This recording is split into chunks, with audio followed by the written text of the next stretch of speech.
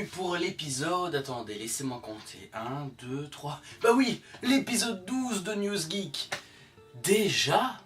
Bon, je vais quand même vous avouer quelque chose. Il faut que vous sachiez qu'aujourd'hui, l'épisode est un petit peu, comment dire, spécial. Bon, il n'est pas hard, mais il est spécial. Il n'est pas ordinaire, quoi.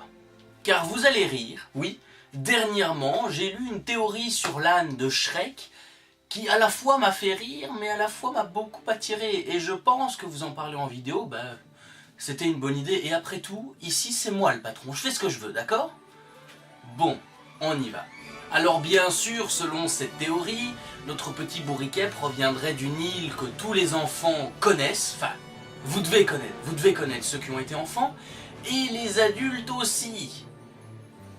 Rassurez-vous, il n'y a rien d'hardcore, donc vous ne verrez rien de plus de 18 ans ici. Oui. C'est justement d'ailleurs un utilisateur, vous le connaissez ce fameux site, le site Reddit, qui serait à l'origine de ce petit buzz. Je mets buzz entre guillemets. Bien sûr, les gens comme moi, oh, et vous bien sûr d'ailleurs, vous aussi, on sait tous qui est l'âne. D'ailleurs, je me demande même s'il a un prénom, cet âne. Mais bon, on sait tout ce qu'il est. On sait que c'est un animal qui papote énormément et qui est important quand même dans l'histoire de Shrek, de notre petit ogre. Sans lui, ben, l'histoire serait moins drôle, tout simplement. Faut dire ce qui est. Et justement, ce qu'il y a d'intéressant avec cet animal, c'est qu'on ne sait rien de son histoire. On ne sait rien de son passé non plus. On sait juste qu'il a plus ou moins été vendu par une fermière.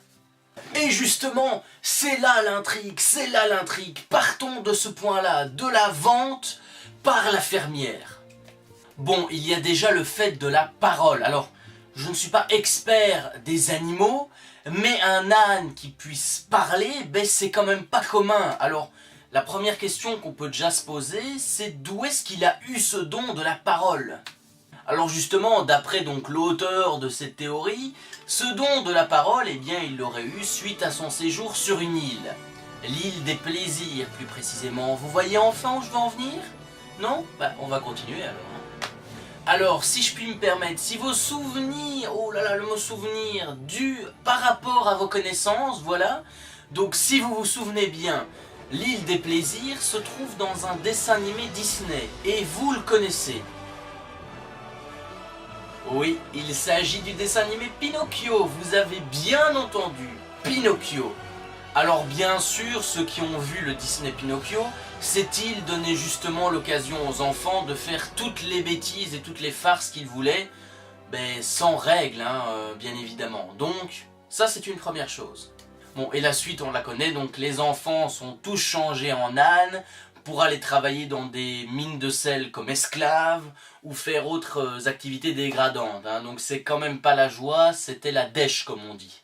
Notre bel âne serait donc allé passer un petit séjour sur cette île tranquillou Bamboula, mais sa transformation n'aurait pas été totalement achevée. Bah oui, s'il a gardé le don de la parole, c'est qu'il y a un petit souci. Et d'ailleurs, justement, si vous avez vu donc Shrek 3, il y a dedans un passage assez troublant. Un passage justement où l'âne et le chapeauté échangent leur corps. Notre petit chat commença alors à brailler comme un âne. On lui dira alors « Oh, tu apprendras à contrôler cela. » Ça mérite réflexion. Troublant, n'est-ce pas? En tout cas, moi de mon point de vue, je trouve que ça permet de voir le personnage complètement différemment. Ça nous permet d'avoir une autre vision du dessin animé, même si parfois une théorie n'est qu'une théorie et parfois elle n'est jamais vraie. Mais en tout cas, je la trouve sympa, pas vous? Et vous, vous en pensez quoi?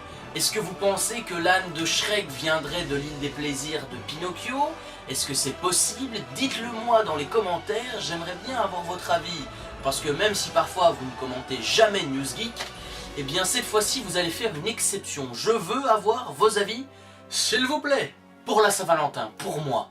En tout cas, je vous dis à très vite pour les aventures Newsgeek. D'ailleurs, il y aura peut-être, je vous dis là, une vidéo LMV qui sortira ce soir, mais une complètement hors série.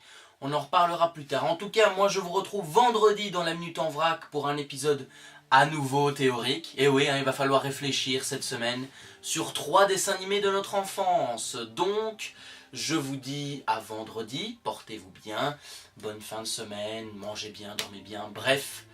Bisous et n'oubliez pas d'activer la petite cloche, c'est pour moi, c'est merci. Ding dong, bye.